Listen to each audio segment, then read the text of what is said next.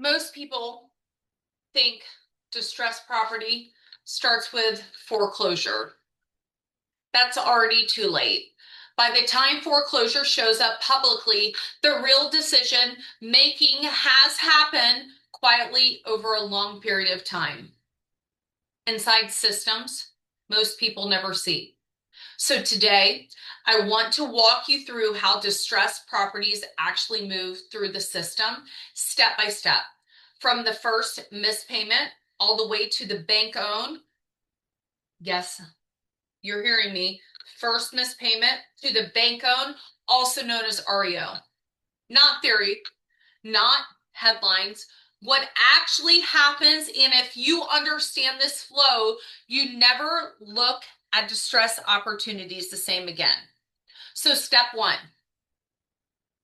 the missed payment is not the start of distress. The biggest misunderstanding in real estate is thinking distress begins when a payment is missed. It doesn't.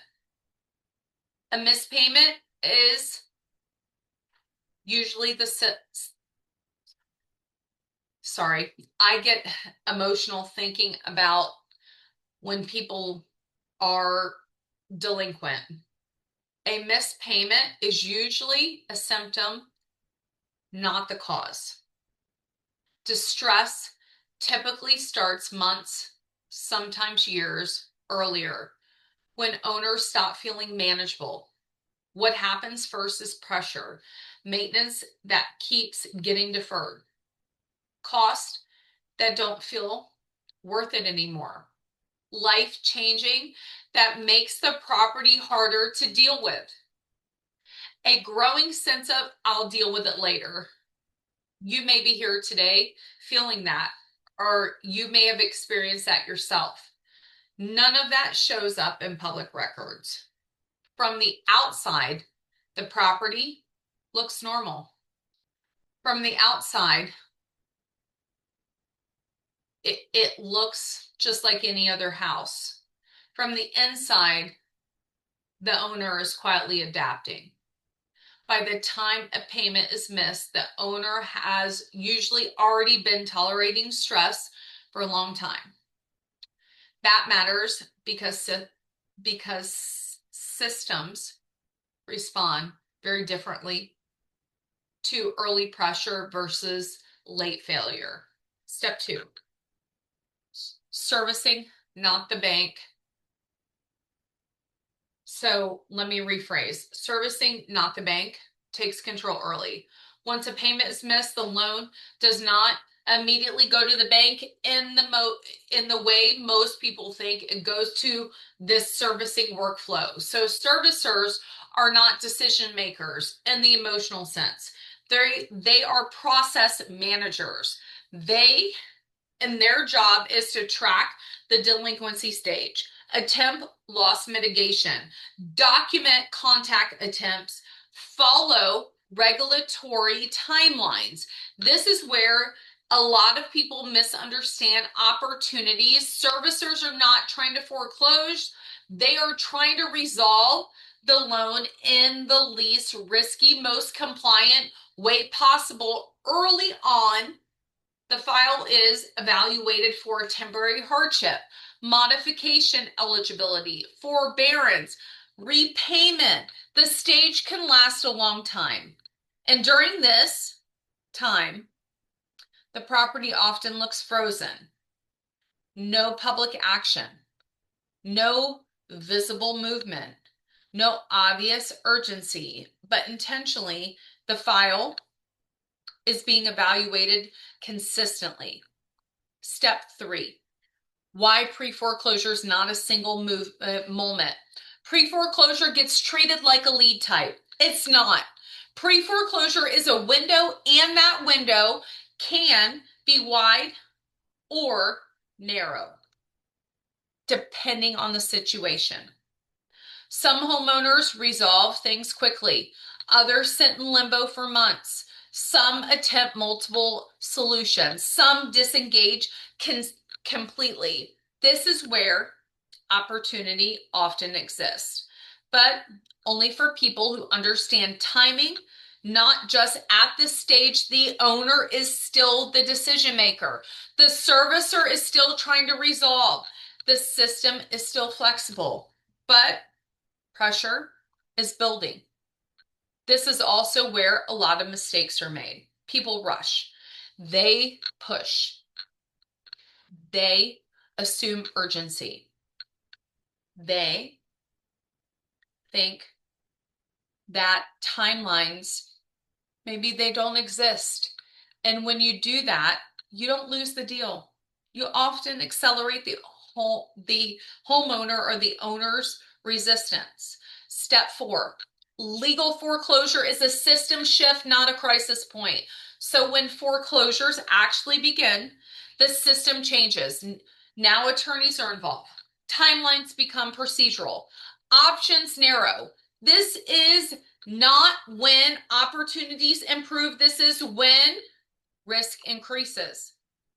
Once a file enters legal foreclosure, decisions become slower. Communication becomes filtered.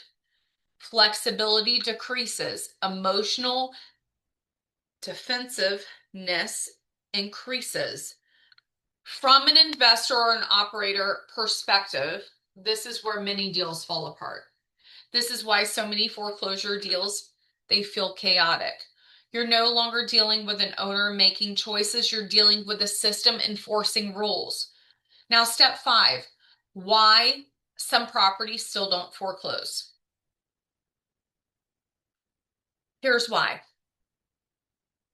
Here's something most people don't understand. Many properties that enter a foreclosure do not foreclose. Files get paused. Files get delayed. Files get dismissed. Files get reinstated. Why?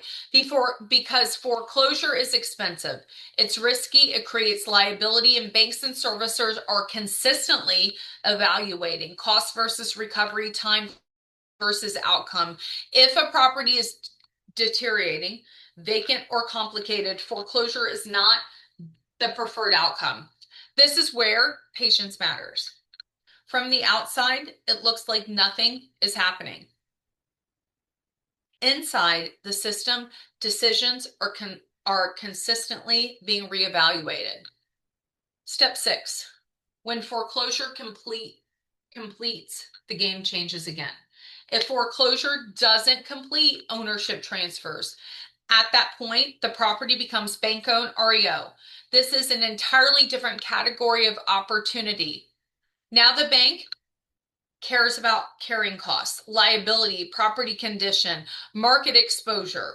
They're no longer emotionally invested. They are operationally motivated. This is why REO behaves differently. It's about how long it's been held, what's it costing per month, what condition issues exist, how much risk remains on the asset. And then let's talk about step 7, how REO disposition actually works. Once a property becomes an REO, it typically goes through valuation, BPO, condition assessments, repair decisions, marketing strategy. This is where investors often misunderstand pricing. Price is not arbitrary. It's not emotional. It's tied to internal thresholds. When those thresholds aren't met, prices move. Not because the bank is desperate, but because the risk in the math changes. Step 8, why cash uncertainty matters. In distressed property, especially REO, certainty is often more valuable than price. Why? Because uncertainty is expensive. A clean, predictable closing reduces liability, reduces hold time, reduces internal workflow.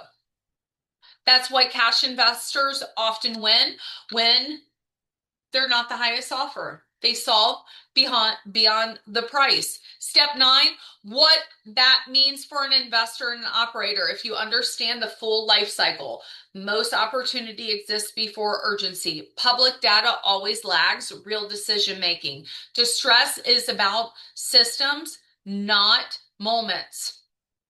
If you want to work distressed properties professionally, whether an investor, an operator, or an advisor, you have to stop thinking in the headlines and start thinking in systems. And that's why you should join Genstone Realty or work with one of our agents, because they are trained, they are qualified, they are focused on exactly what you need to dominate the pre-foreclosure market. And regardless of the market, pre-foreclosures create massive opportunity, and we would love to hear from you. Take a look in the comments and connect with us soon.